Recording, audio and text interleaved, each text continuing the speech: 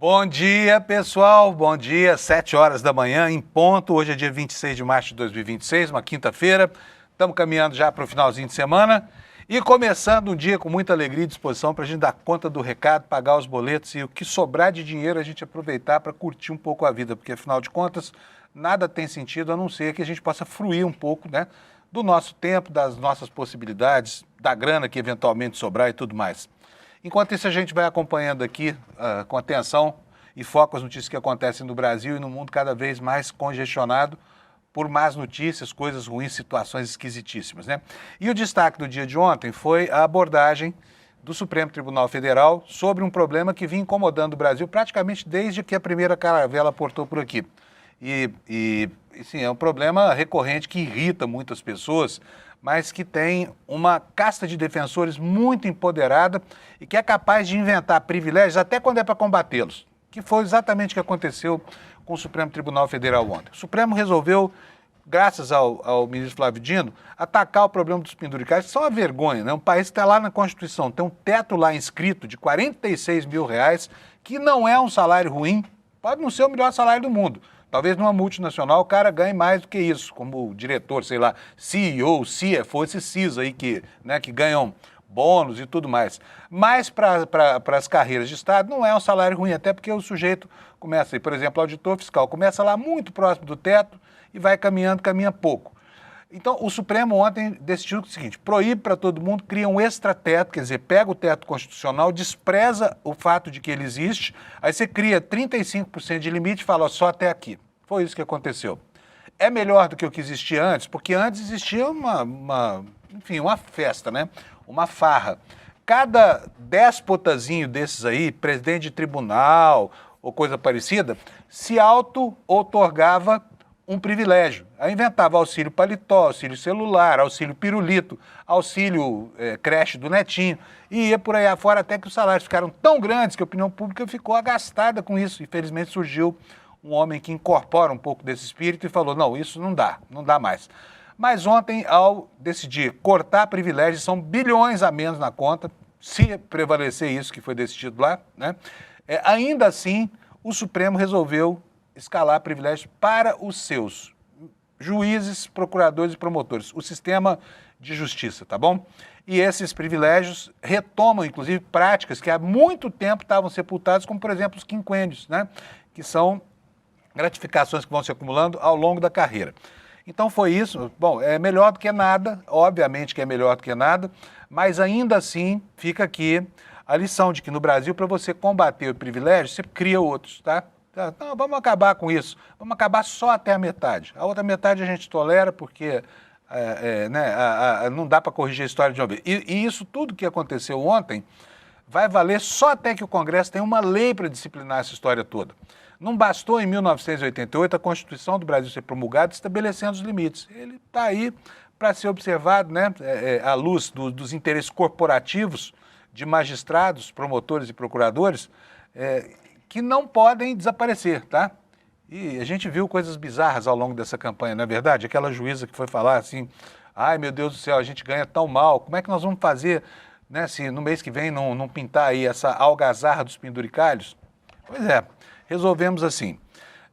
Bom, nós temos várias informações hoje. O assunto no Congresso é a CPMI do INSS.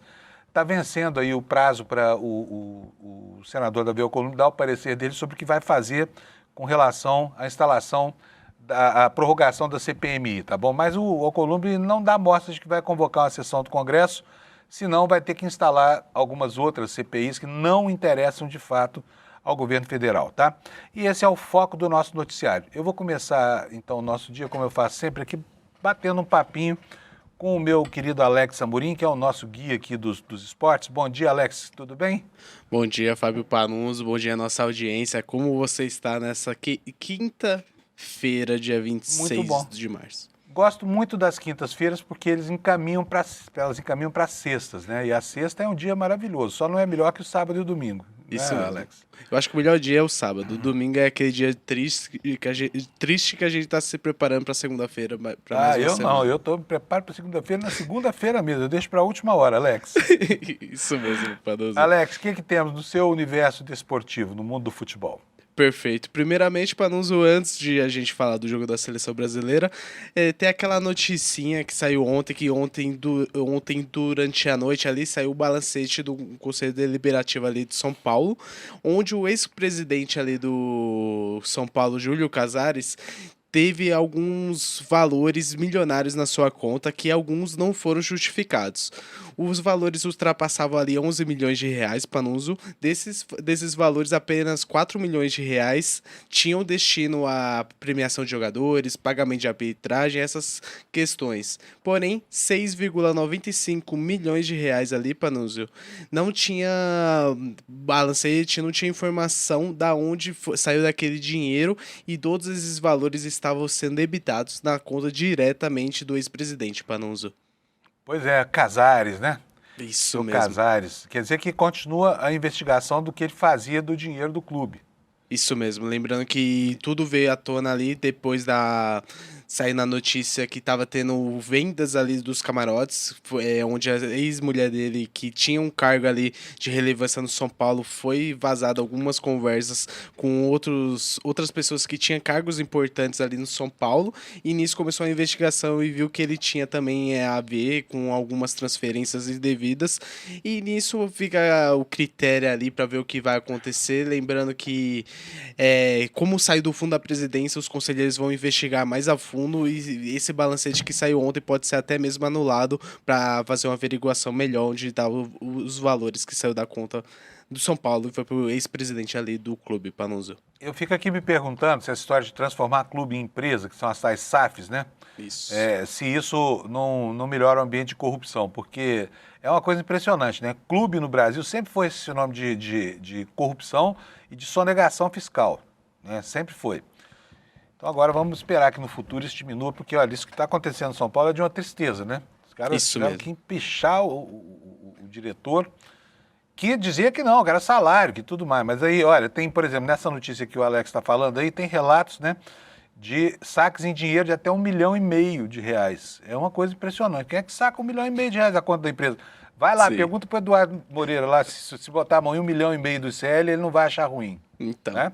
Já vai ter o destino certinho, então é melhor verificar isso. E para você tinha falado também da SAF, o Botafogo é uma SAF muito famosa aqui, que de sucesso nos últimos anos no Brasil, porém teve polêmica forma que ele fez a compra do Botafogo, 100 milhões de reais ele destinou para outro clube que ele gere, que é o Lyon, que é lá da França, e meio que o Botafogo tá nos bastidores tentando tirar o John Textor ali da presidência do clube, de dono do clube, por conta dessas transações polêmicas também. Esse clube de Lyon é do Textor também? Isso, lembrando que o John Textor, ele é da rede Eagle ali, onde gere alguns clubes, que tem o Lyon, que é da França, o Crystal Palace, que eu acho que ele não está mais ali entre os grupos de sócio, que é lá da Inglaterra, e o Botafogo, que era o outro clube, que era desse conglomerado ali de clubes que ele fazia parte da gestão, Panuso. Muito bom, beleza, maravilha. Vocês veem que o mundo do futebol tem uma interconexão com os assuntos do nosso interesse aqui, né, gente? Porque nós estamos tratando aqui de política e o futebol é uma instituição pública, né? Panis et circenses, né? Pão e circo. O futebol é o circo e já foi usado politicamente no Brasil muito. E a gente não sabia como é que era bem nos bastidores, mas sempre teve um cheiro ruim esse negócio, né, de associação visando a direção dos clubes, essa coisa toda. Isso beleza, mesmo. Alex, agora vamos falar sobre o esporte em si. Temos alguma coisa? Nós tivemos nessa quarta? Vamos ter agora? Nessa quarta-feira teve alguns jogos. Ontem teve a Copa Nordeste, Copa Sudeste. Eu vi ali que teve alguns jogos entre Vitória e outros clubes.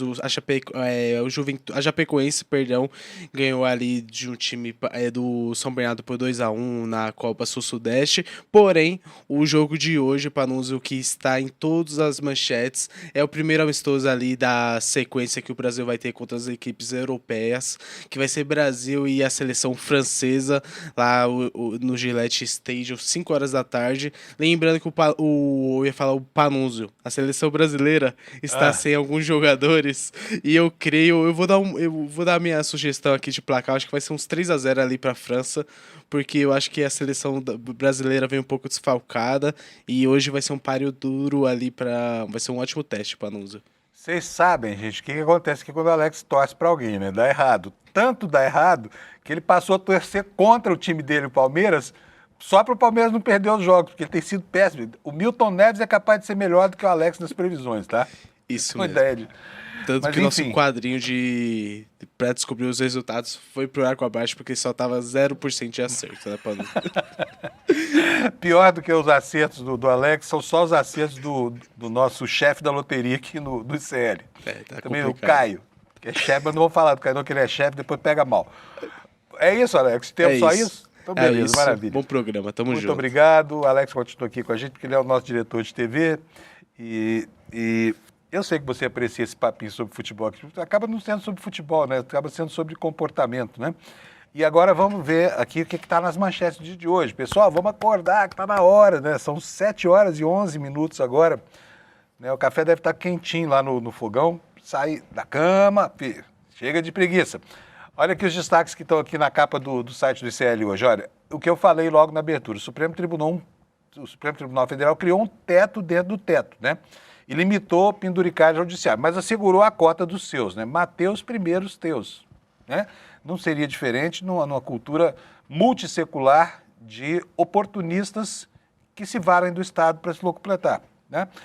Então vamos lá, olha, e aí uma outra manchete secundária aqui diz que uma comissão do Supremo Tribunal Federal identificou 9 bilhões e 800 milhões de reais em penduricalhos acima do teto, tá?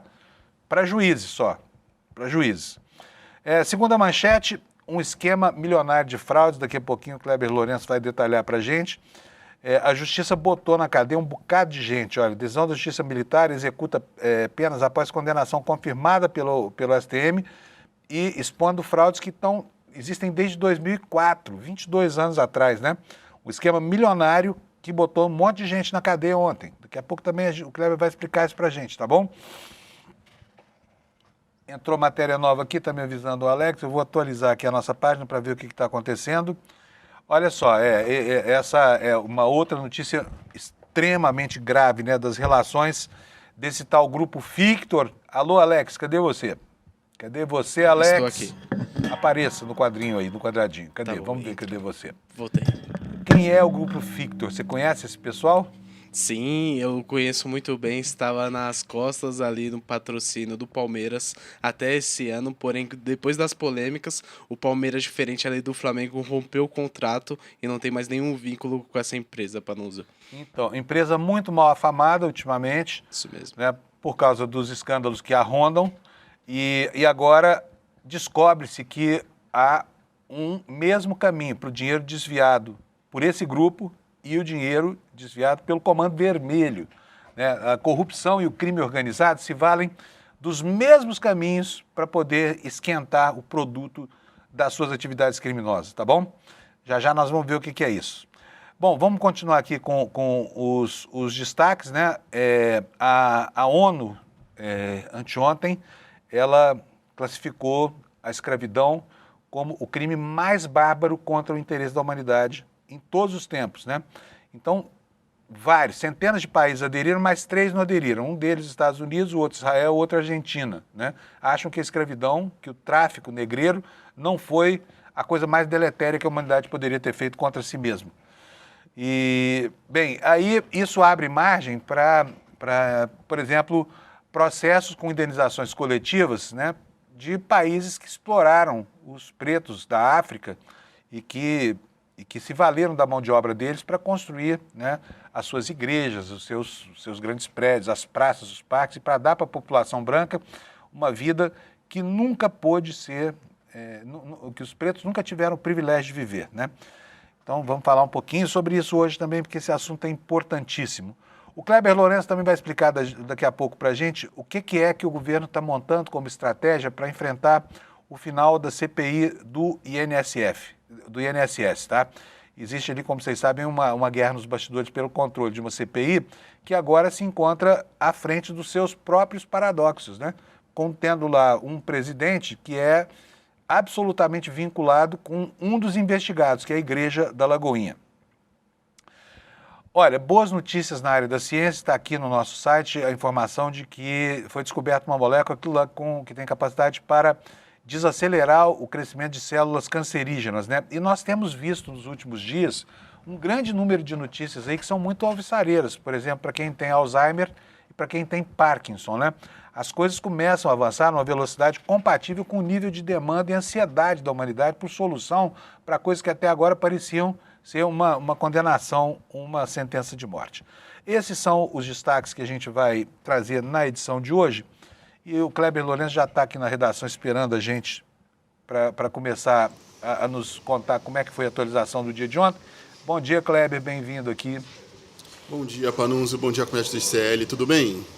Kleber, vamos começar com o negócio do teto lá no Supremo Tribunal Federal, né? Eu botei aí na manchete, Mateus primeiros teus, porque na verdade é o seguinte, é uma medida que gera benefícios, mas ela também cristaliza privilégios, né? Porque o Supremo botou os seus fora do rol dos que não têm direito, né? E criou até um extrateto de 35%. Conta para nós como é que foi isso, por favor. Olha, Panunzio, o que o STF fez foi criar um teto dentro do teto. Até coloquei isso na manchete porque é assim que está funcionando. O que acontece? Para todo funcionalismo público, por lei, o que deveria, na verdade, seguir e ser obedecido por todas as categorias do funcionalismo público, e infelizmente não é, salvo raríssimas exceções, é de que o teto de recebimento dos funcionários fosse ali do salário de um ministro do STF, algo em torno de R$40 mil, ou seja, para ser mais exato, R$46.366. Só que isso não é obedecido há anos. Nós temos magistrados, membros das Forças Armadas, enfim, outros atores ganhando ali, até mesmo parlamentares, ganhando quantias por mês na casa dos R$100 mil acima, ou seja, faturam como pessoa física praticamente equivalente a uma pequena empresa ou algo do tipo no mês. Inclusive, vale lembrar, por exemplo, que o MEI, que é o microempreendedor individual, ele tem um limite de faturamento em torno de 80 mil por ano. Então, só para você ter uma ideia da discrepância disso. E nesse teto, dentro do teto, o que foi a decisão dos ministros do STF? Eles criam uma exceção para membros do Ministério Público e juízes, onde esse teto dentro do teto fica na casa dos R$78 mil, ou seja, quase que o dobro do que deveria ser o teto constitucional e que já tem previsão em lei. Então, e isso, Panunzio, que fique claro, isso é fazendo o corte de vários benefícios, fazendo o corte de auxílio creche, auxílio Natal, que tinha algumas comarcas chegaram a receber auxílio para comprar itens de ceia de Natal, inclusive na história brasileira. Então, até fiz uma lista de alguns benefícios, inclusive, que foram retirados aqui. Eu vou até pegar a lista para a gente falar um pouquinho. Mas é porque realmente, mesmo com esses cortes todos, ainda assim ficou esse valor alto. Então, auxílios natalinos, auxílios do combustível, licença compensatória por acúmulo de acervo, indenização por acervo, gratificação por exercício de localidade, auxílio moradia, auxílio alimentação, licença compensatória por funções administrativas e processuais relevantes, aquelas licenças compensatórias onde a pessoa trabalhava 3 dias e folgava 1, ou podia trocar essa folga por dinheiro, licença para curso no exterior, gratificação por encargo de curso ou concurso, indenização por serviço de telecomunicação, enfim. Tínhamos ali quase que uma lista infindável de benefícios, e mesmo esses benefícios que eu mencionei foram os cortados. E mesmo com isso, ainda o teto dentro do teto dos membros do Judiciário, Ministério Público e juízes, ficaram ali em torno de R$76 mil por mês, Panunzio. Olha só o absurdo que a gente ainda vive e o acordo que foi feito para, olha, nós vamos cortar, mas não vamos cortar tanto. Exatamente. Muita gente gostou porque realmente isso significa um avanço, né, em relação a certos limites que já não vigoravam mais, mas é de se notar esse caráter corporativista dessa decisão também. Porque o Supremo Tribunal Federal manteve os juízes, manteve os procuradores dentro dessa faixa do extrateto aí. Agora, algumas coisas de fato mudam, né? Porque, por exemplo, a questão das férias. Os magistrados e os procuradores têm 2 férias por ano. É outro privilégio que devia estar em discussão. Não está. Eles são diferentes de todos os outros, né? Enfim, aí não se diz, por exemplo, muitas dessas férias duplas não eram gozadas, até porque os caras têm férias demais. Se for gozar 60 dias de férias por ano, não trabalha, né, Kleber? Porque tem recesso do judiciário, todos os feriados, enfim, semana de TQQ, que é a famosa terça, quarta e quinta. Então, e aí essas férias iam acumulando, o cara recebia uma bolada no final da carreira que podia ficar bem, né? Agora não tem mais isso, agora pode acumular até 30 dias de férias no máximo, não é isso? E acaba esses penduricários todos aí que o Kleber falou. Como é que são os nomes, Kleber? Dos mais esquisitões aí? Repete pra gente aqui, pra gente Deixa eu abrir a lista de novo, porque nós temos auxílios como licença compensatória por acúmulo de acervo, indenização por acervo. Será que é uma licença compensatória por acúmulo de acervo? Olha, enquanto a gente livro na prateleira. Enquanto a gente conversa aqui, eu vou pedir para o Alex marotamente dar esse Google para a gente descobrir também o que é isso. Eu vou fazer isso aqui. Alex, é a indenização por acervo e a licença compensatória por acúmulo de acervo. É uma loucura isso. E não, a gente tem licença para curso no exterior. Então a pessoa foi fazer o curso no exterior e vai ganhar também mais uma boladinha ali.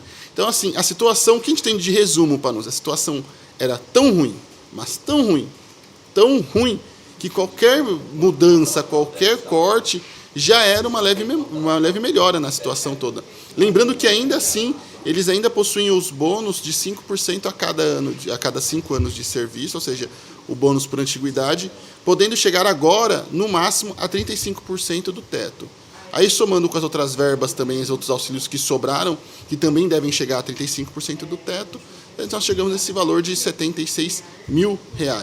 Mais uma vez, a situação tão descalabrosa que qualquer coisa já soa como um alívio, uma melhora. Acho que o Alex tem para a gente a resposta do auxílio. Eu tenho Fala, aqui Alex. a indenização... Mas aparece aí, Alex. Você fica só falando, o pessoal quer ver você. É que aqui eu vou tirar o Kleber da tela para nós. Então deixa, melhora o Kleber. Isso.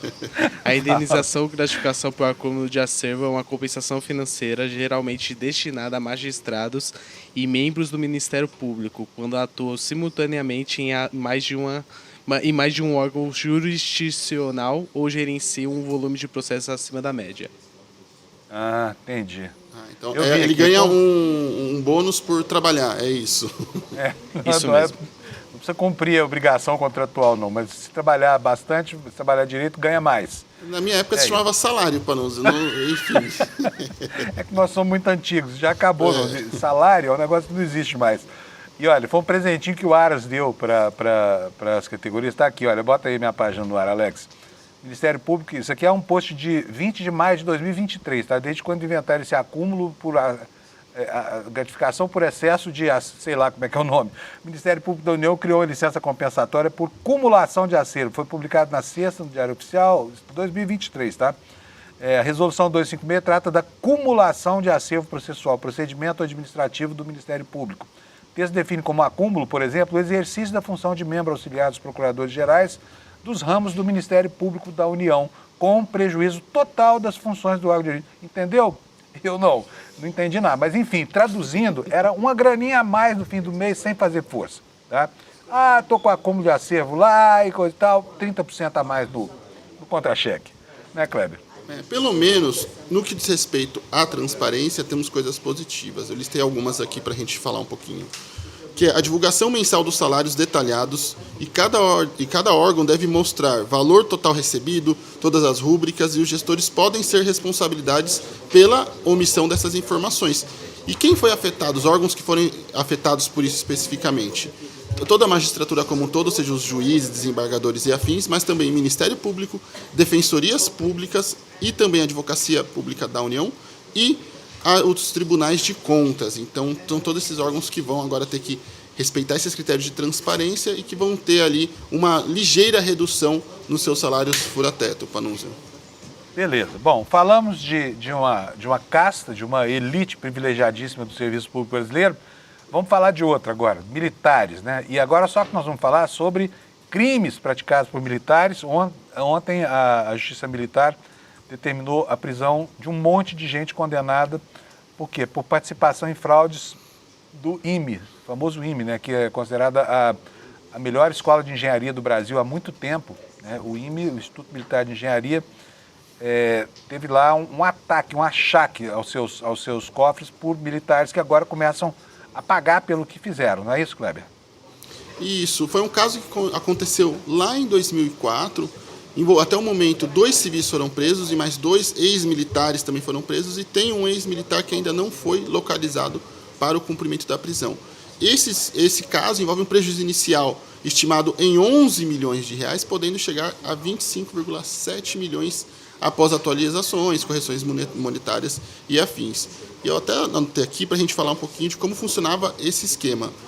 Eles eram irregularidades ali em empresas de fachada simulando concorrência, ou seja, abriam um processo licitatório para a contratação de algum serviço, algum produto, e aí entravam outras empresas de fachada com um preço muito superior para que a empresa escolhida internamente fosse beneficiada e aí tivesse os acordos. Alguns chamam de rebate, mas acho que não é o melhor termo para a gente usar aqui. Seria mais ou menos algumas negociações por fora, onde uma pessoa fala, vou contratar você por 100 mil e 10% desse contrato você me devolve. Isso por fora, isso não é legal, não é legítimo, então isso acontecia nessas negociações. Assim como fracionamento de despesas para burlar regras, pagamento por serviços não executados e direcionamento prévio de contratos, ou seja, algumas licitações já eram feitas exatamente nas exigências que iam atender apenas uma empresa. Ou seja, todo o contrato já era formatado já sabendo que só uma empresa poderia atender. Então isso também acontecia, foi um grande escândalo. Segundo as fraudes documentais, nesse caso, foram mais de 250 declarações falsas para justificar pagamentos e o envolvimento de militares da área administrativa, além de empresários e operadores.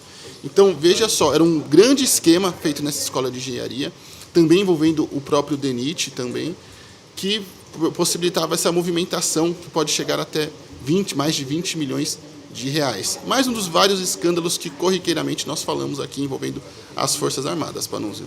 Pois é, eu estou aqui colando aqui da matéria do Kleber, são ao menos 88 licitações fraudadas, não é isso, Kleber? É muita coisa, hein? Era um esquema que agia muito sorrateiramente, né, e com eficiência impressionante. 88 licitações fraudadas. Bom, gente, vamos para o terceiro assunto do Kleber hoje. O terceiro assunto do Kleber é o que está acontecendo lá, visando já ao final da CPMI do INSS. Vocês estão vendo as dificuldades aí, essa CPMI já foi judicializada, o Supremo Tribunal Federal autorizou a continuação das investigações, só que isso começa a incomodar, porque dentro da própria CPMI tem uma série de contradições e paradoxos acontecendo, por exemplo, com relação à posição do presidente dele. E tem também o jogo da oposição com o governo, que coloca no centro do alvo Lulinha, as relações, enfim, do atual governo com o governo passado, na manutenção dessas fraudes e tudo mais. Então, está em disputa aí o controle político, o controle da narrativa final da CPMI que o Kleber apurou ontem. Como é que o governo está fazendo com relação para evitar um resultado desfavorável nisso no ano eleitoral, Kleber? Olha, o governo já se articula, até vou botar umas casas sobre essa CPMI que vale fazer alguns comentários, sobre a condução sofrível da base governista na comissão que investigou o escândalo do INSS, porque o governo tinha maioria na comissão, eles conseguiram perder a presidência, a relatoria, conseguiram perder votações importantes, tendo a maioria. Então, do começo ao fim da existência dessa comissão, foi uma condição sofrível e ainda partindo de uma lógica que não deu certo no passado e não deu certo de novo. O governo, assim como foi na CPI do 8 de janeiro, onde eles eram contra a abertura de uma CPI, e até com argumentos corretos de que o melhor instrumento para que se investigasse os crimes do 8 de janeiro era a Polícia Federal, também foi usado esse mesmo argumento. Olha, o caso Master, INSS, afins, o melhor caminho é a Polícia Federal. Só que, assim como no 8 de janeiro, que eles usaram esse argumento em outras comissões de que o governo não deveria apoiar aquela Polícia Federal, isso não impediu em nada de que essas comissões fossem abertas. Em nenhum dos casos que o governo tentou barrar essas CPIs, isso adiantou. E aí eles repetiram a estratégia na CPMI do INSS, não deu certo, a comissão foi instalada, e aí eles perderam de lambuja de vários cargos importantes nessa comissão e votações importantes. Agora eles tentam correr atrás do prejuízo nisso. E aí eu conversei com algumas fontes ligadas à base governista e que estão envolvidas nas articulações da comissão, Panunzio, e o que eles estão trabalhando numa primeira frente. A gente já viu falar sobre a questão da base governista soltar um relatório complementar, um relatório, na verdade, paralelo ao relatório do relator Alfredo Gaspar, que é o relator e é da base da oposição, nesse caso. Eles querem fazer esse relatório e eles vão chamar esse relatório de relatório da maioria. sob a alegação de que, como o governo é maioria na comissão, eles podem dar esse nome. Eles vão tentar derrubar esse relatório do relator Alfredo Gaspar, vão tentar fazer a aprovação do próprio relatório e, na base governista, já é dada como certa que a votação de hoje no STF para julgar a prorrogação da comissão vai acabar com resultado desfavorável para a prorrogação dos trabalhos. Então, o que a base governista já vem trabalhando também?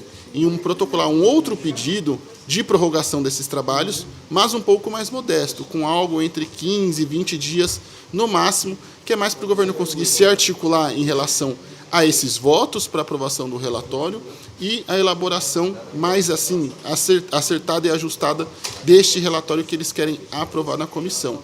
Então, já que eles foram perdidos, uma condução perdida e atabalhoada no andamento da comissão inteira, agora na reta final eles vão tentar correr atrás do prejuízo com essas duas estratégias, Panunzio. Bom, beleza, Kleber, por hoje é isso, né? Por hoje é isso. Por enquanto, né? Por enquanto, mas valeu, tá ótimo. Então, muito obrigado para você. Até amanhã, né? Sexta-feira, brava, que a gente vem aqui para fechar a semana. Isso mesmo, Panunzio. Até amanhã. É isso aí? Tchau, tchau. Então tá bom, beleza. Isso. Vamos lá prosseguir aqui com as nossas informações e vamos tratar dos assuntos do dia, né? Já falamos aqui dos penduricalhos e, sabe, muita repercussão. E só para a gente encerrar esse assunto dos penduricalhos, eu vou complementar aqui a informação usando aqui o material que está divulgado no site do UOL. São 7 bilhões e 300 milhões de reais de economia por ano, quer dizer, é muita coisa, né? Não é pouca coisa. Apesar de que existe essa janela para cristalizar ou para institucionalizar privilégios só para o Poder Judiciário e para o Ministério Público. Vou ler aqui para vocês. O STF aprovou por unanimidade nessa tarde, a regra ontem, né? Criou o extrateto de 35%, proposta que prevê economia de 7,3 bi por ano. O valor totaliza o impacto da redução nas folhas de pagamentos do Judiciário e do Ministério Público em todo o país, considerando órgãos federais e estaduais. O texto também inclui um adicional por tempo de serviço, 5% a mais para cada 5 anos de serviço, podendo chegar no máximo a 35% do teto funcionário. Quer dizer, criou, na verdade, um novo teto, né? Estabeleceu, olha, esse teto aqui vale até certo ponto, o teto constitucional, daqui para cima a gente cria um subterfúgiozinho para que carreiras de Estado possam continuar sendo melhor remuneradas, caso, agora clássico, né, do Poder Judiciário, tá bom? É isso que faltava explicar, economiazinha de 7,3 bi, mas a conta dos privilégios que são mantidos a gente ainda não tem fechada, tá bom? Vamos prosseguir? Então, vou para o próximo assunto aqui, que vai ser uma notícia boa, porque de vez em quando é bom a gente dar boas notícias aqui de manhã, né? Olha só o que está no nosso site, está entre as manchetes também, mas vem aí mais uma medicação trazendo alento para quem tem câncer, né? O câncer aqui é uma doença que quanto mais as pessoas vivem, quanto mais longeva é a vida, maior é a incidência de câncer, porque o maior fator de risco para o câncer é justamente a idade. Muito mais do que cigarro, enfim, ultraprocessados, a idade é que provoca câncer quase que com certeza, né? Tanto que na faixa da chamada quarta idade, praticamente todo mundo tem algum tipo de câncer, que fatalmente não irá matar a pessoa por causa, né, da proximidade do fim da própria vida. Mas é incrível como o aumento da longevidade implica também um aumento no número de casos de câncer. E a notícia nos dá conta do seguinte: pesquisadores identificaram uma molécula capaz de interromper o crescimento de células cancerígenas ao interferir no metabolismo tumoral sem causar danos relevantes a tecidos saudáveis, que era o que provocava tantos efeitos colaterais nas quimioterapias, né? A descoberta, ainda em fase inicial, foi conduzida por cientistas das universidades de Genebra e de Marburg e publicado na revista científica Nature Metabolism. O estudo investigou o uso da D-cisteína, uma versão rara e espelhada no aminoácido cisteína, diferente de uma forma comum utilizada pelo organismo.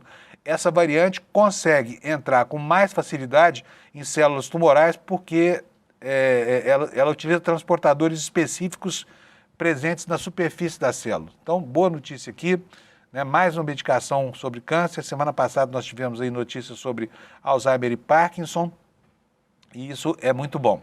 Agora vamos voltar aqui para o universo da política, porque é onde estão as nossas preocupações de todo dia, tá? E nós temos hoje no nosso site uma reportagem do Lula Costa Pinto, cuja manchete está aí na sua tela. TCU está incendiado e dividido por causa de uma minuta ProMaster e BRB. A gente falou disso aqui ontem, foi mais uma matéria da Malu Gaspar lá no Globo, mostrando que o Tribunal de Contas da União fez exatamente o que o banqueiro Vorcaro esperava que ele fizesse, né?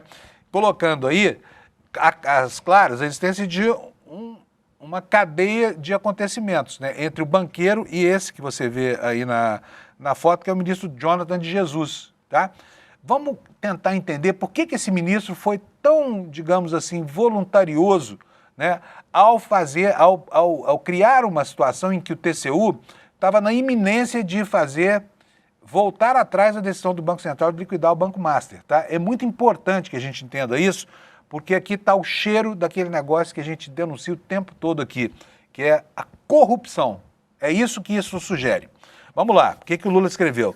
Um incêndio toma os porões do Tribunal de Contas da União. Labaredas descontroladas já atravessaram a via que separa o TCU do Congresso Nacional e também as esquadrias de vidro do anexo 2 da Câmara dos Deputados. De março de 2023, saiu o então deputado Jonatas de Jesus do Parlamento e foi para o TCU para assumir a vaga aberta lá pela saída da ministra Ana Reis. Esse ministro Jonatas de Jesus é o elemento incendiário flagrado agindo nos bastidores do TCU.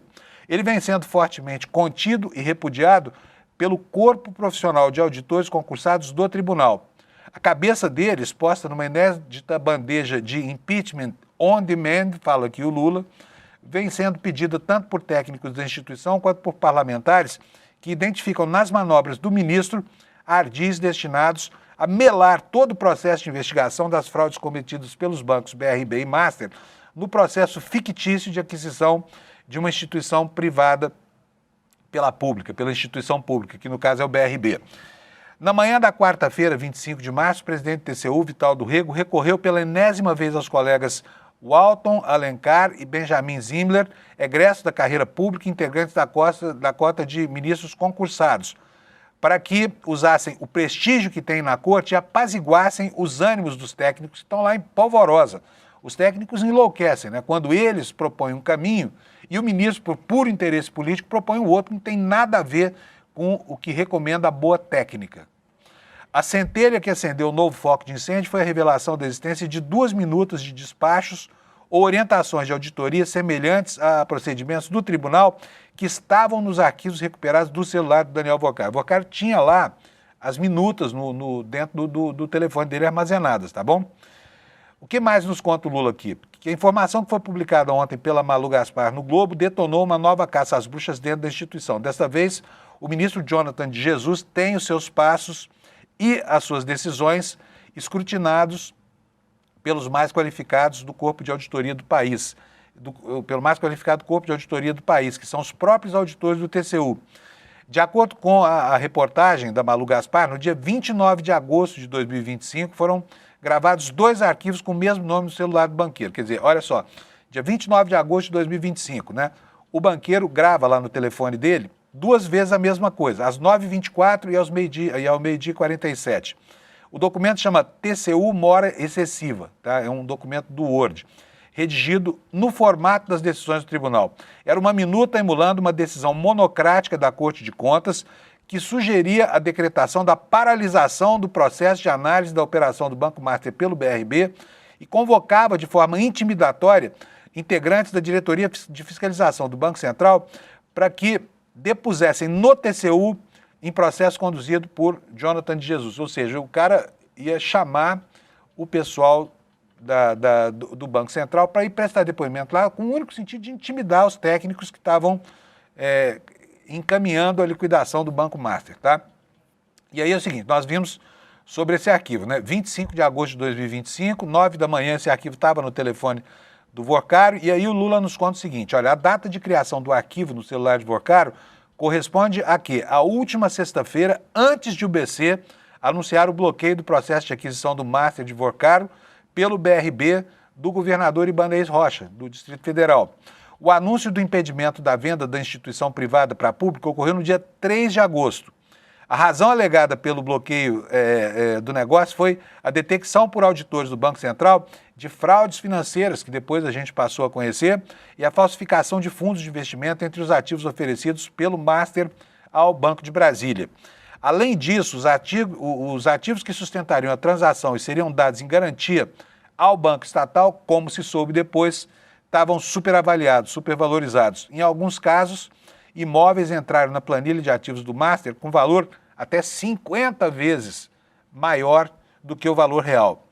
A postura esboçada nos arquivos guardados no celular de Worcari, agora revelados, nunca foi objeto de qualquer indicativo de decisão da área técnica e não dos ministros, estamos falando da área técnica do Tribunal de Contas da União. Tá?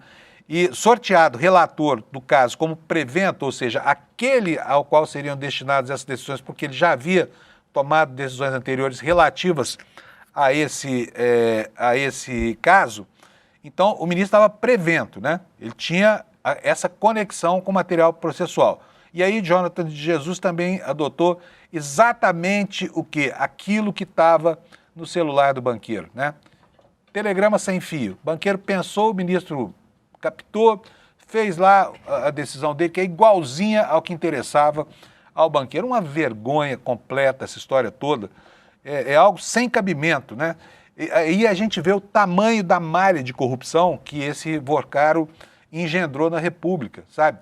Era gente de tudo quanto é lugar, ele achava que estava coberto, porque corrompia gente do TCU, corrompia gente da Câmara, e era muita, do Senado, tá? Muita gente, inclusive gente com importância institucional aqui.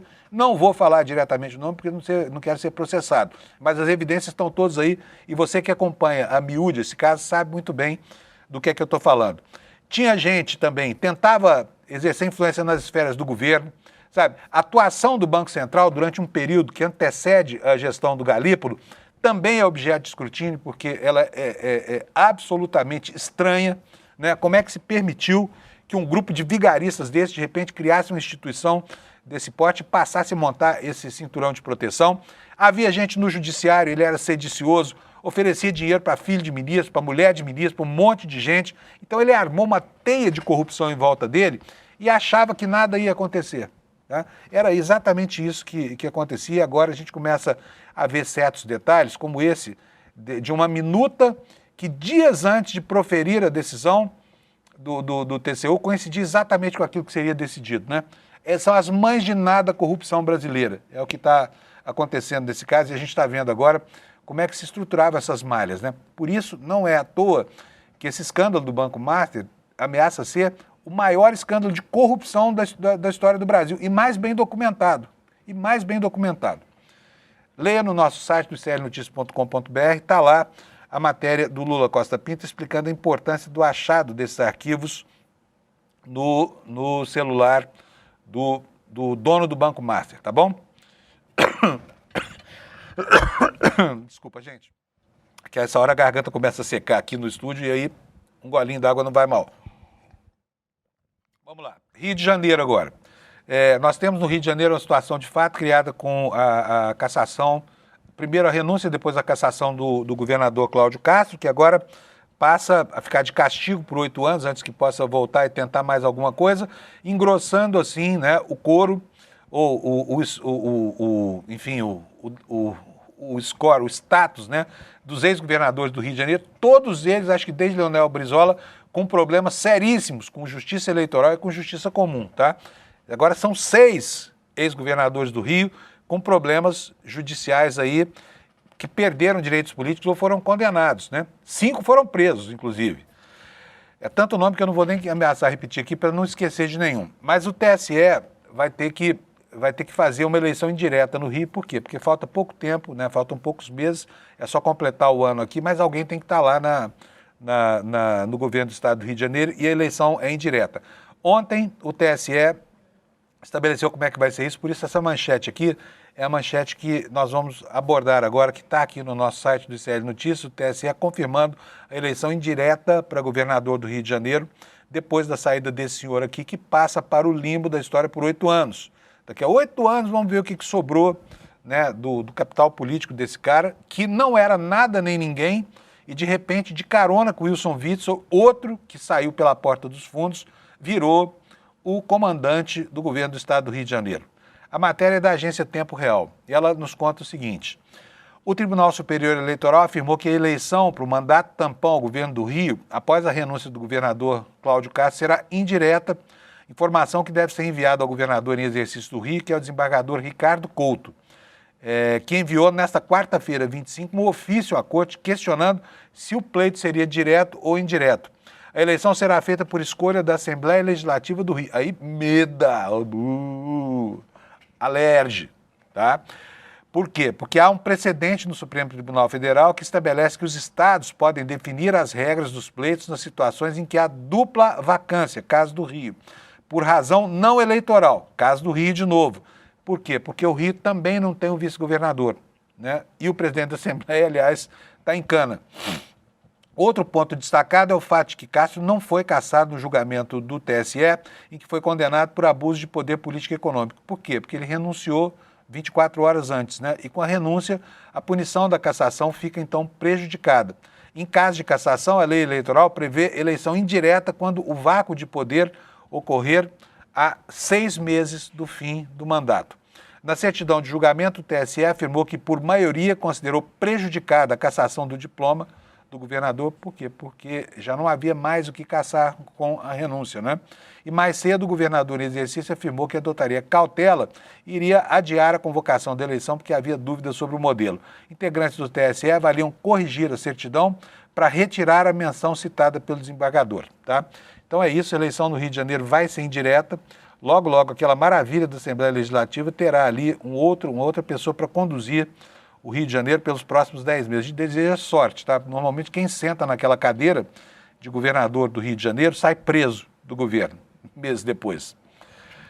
Guerra do Irã, guerra dos Estados Unidos e de Israel contra o Irã. A gente sabe que houve um recuo, né, do presidente Donald Trump, é anunciado de uma forma muito estranha, como, aliás, tudo que ele faz. Ele disse que o Irã tinha se interessado por negociar. Na verdade, foi ele quem propôs, né?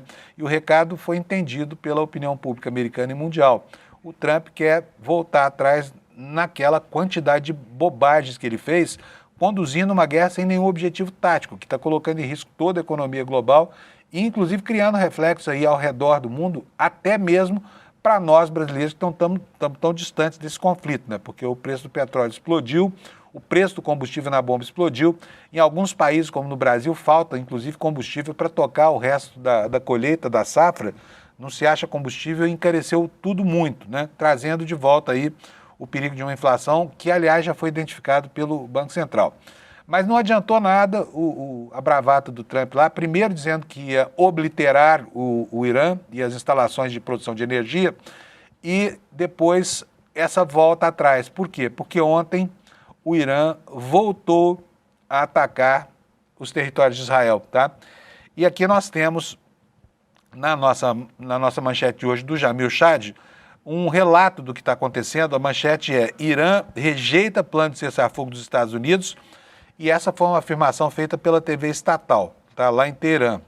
Olha aqui, ó, a foto lá do anúncio da televisão.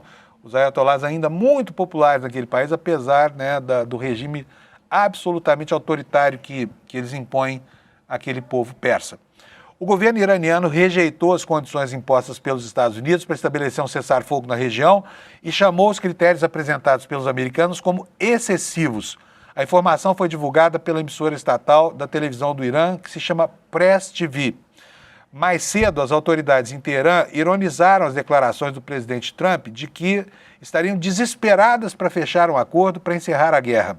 Nesta quarta-feira, diplomatas, a imprensa americana e israelense confirmaram que a Casa Branca enviou uma proposta de cessar fogo aos iranianos por meio de negociadores do Paquistão. O pacto prevê o fim de todas as atividades nucleares do país, só que não fala em mudança de regime, que, aliás, era o objetivo inicial, né? Acabar com o regime dos ayatolás. Mas agora já não fala mais em mudança de regime e nem em denúncias de violações de direitos humanos, que foram lá os dois argumentos centrais do Trump para justificar a barbárie toda que ele está promovendo lá no Oriente Médio. De acordo com as emissoras estatais, o Irã exige os seguintes pontos para que as negociações possam existir. Vamos lá para saber o que é que eles estão exigindo. Cassação total das agressões e assassinatos por parte dos Estados Unidos de Israel, criação de mecanismos para garantir que a guerra não seja reiniciada contra o Irã, pagamento de indenizações e reparações de guerra, conclusão da guerra em todas as frentes e para todos os grupos de resistência envolvidos em toda a região, inclusive o Hezbollah, e reconhecimento e garantias internacionais quanto ao direito soberano do Irã de exercer autoridade sobre o Estreito de Hormuz. Esses são os pontos da agenda iraniana para colocar fim a esse conflito, né, da maneira como deseja o presidente dos Estados Unidos. E enquanto isso não acontece, as negociações não evoluem, continua chovendo bomba na cabeça de israelenses e iranianos, a ONU se mexe, aliás, como um paquiderme, né, e assim, sem conseguir interferir nos desígnios, nos rumos dessa história toda. Temos aqui uma manchete aqui que está no site do G1, foi a abordagem do Jornal Nacional de ontem, né? O secretário-geral da ONU dizendo que a situação lá está fora de controle, né? A situação está fora de controle. E a notícia nos dá conta aqui do seguinte, olha, enquanto os dois lados negociam, os bombardeios entre Israel, Líbano, Irã e países vizinhos continuam. O secretário da ONU diz que a guerra está fora de controle. Essa guerra se intensifica e amplia o alcance dos ataques. Israel bombardeou ontem mais alvos estratégicos no Irã e em várias regiões, incluindo as cidades de Teherã, Isfahan e Shiraz. E os militares israelenses afirmaram ter atingido 2 locais de produção de mísseis de cruzeiro navais. Um projétil israelense voltou a acertar uma área da usina nuclear de Bushehr.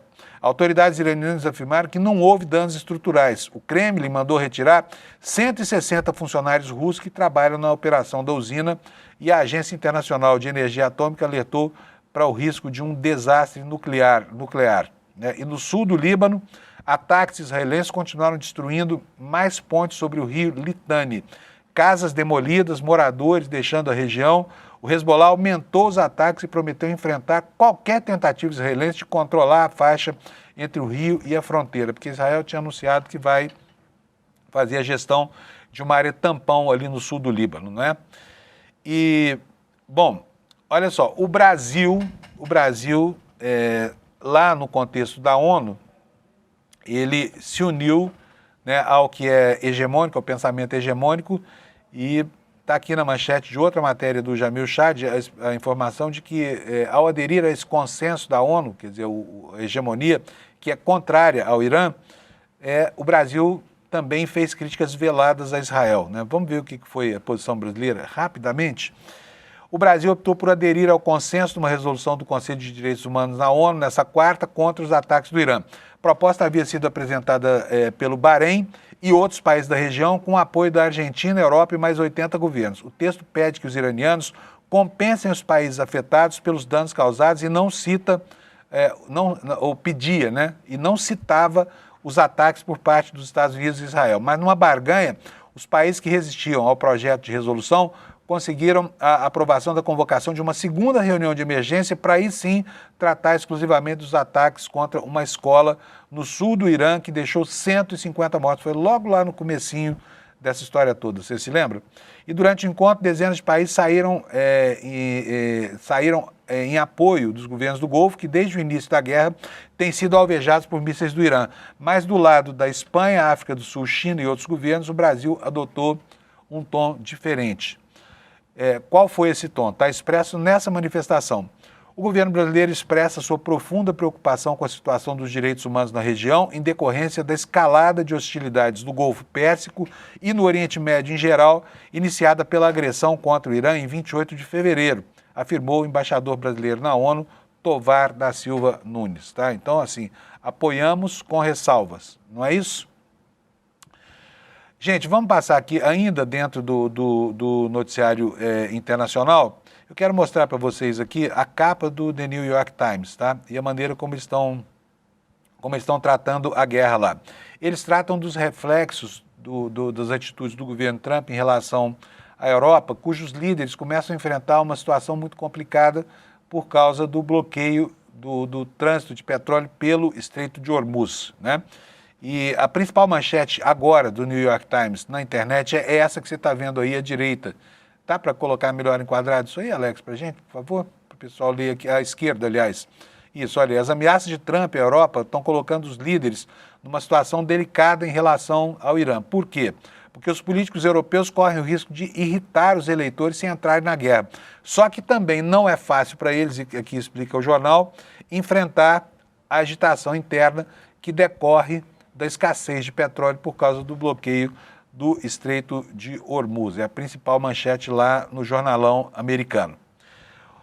Saindo do âmbito da guerra, nós tivemos uma decisão muito importante da Justiça americana ontem, e essa decisão ela decorre de um processo que entrou em julgamento já há vários dias, e ela vai com certeza afetar a maneira como nós, aqui de todo mundo, Brasil inclusive, nos relacionamos com as redes sociais. Por quê? Porque a Meta e o YouTube foram reconhecidos como negligentes, que ainda é uma condenação leve, né? No caso do vício em redes sociais. Vício em redes sociais, foram considerados culpados, tá? Um júri, diz aqui o jornalão americano, considerou que as empresas prejudicaram uma jovem usuária com recursos de design que eram viciantes e causaram problemas de saúde mental.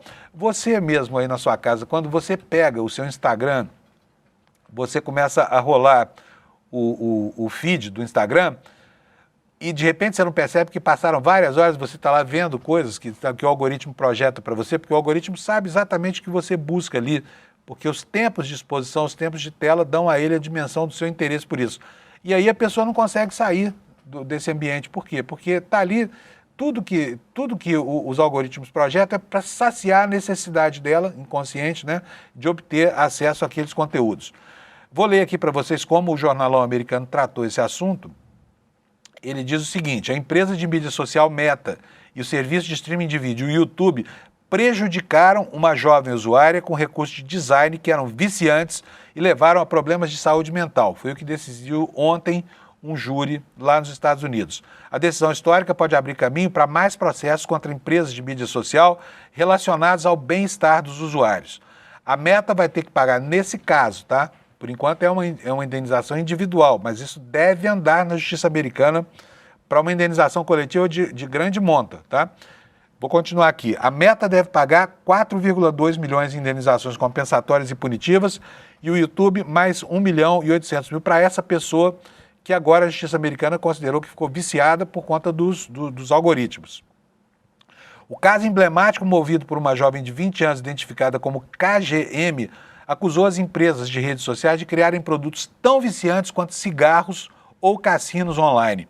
Citando recursos como rolagem infinita e recomendações algorítmicas, a KGM processou a Meta, que é a proprietária do Instagram e do Facebook, e também o YouTube do Google, alegando que essas plataformas causavam ansiedade e depressão. E o veredito do caso, um dos milhares de processos movidos por adolescentes, distritos escolares e procuradores gerais contra Meta e YouTube, representou uma grande vitória para os demandantes. Decisão valida uma nova teoria jurídica de que os sites ou os aplicativos de redes sociais podem sim causar danos pessoais.